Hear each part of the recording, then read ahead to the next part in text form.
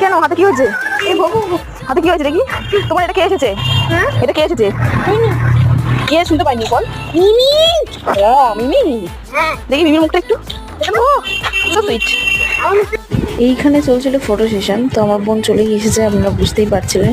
তো আমরা পাপানকে পড়তে দিয়ে এখানে আমরা একটা ছোটোখাটো আজকে ডেট করেছি দুই বোনে মিলে। তো মোমো খেয়েছি, চা খেয়েছি, এখানে লস্যি খেয়েছি, তো একটু এনজয় করছিলাম, আমরা মজা করছিলাম, হাসাহাসি করছিলাম, অনেকদিন পরে একটু গল্পও করছিলাম।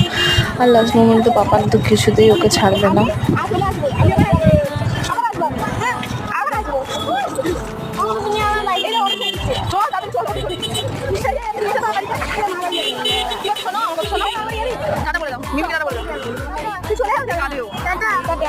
তারপর শেষ পর্যন্ত ছাড়তেই হলো, তারপর আমরা কিছু ফটো সেশন করে নিয়েছিলাম। তো আজকের ব্লগটা এখানেই শেষ করছি।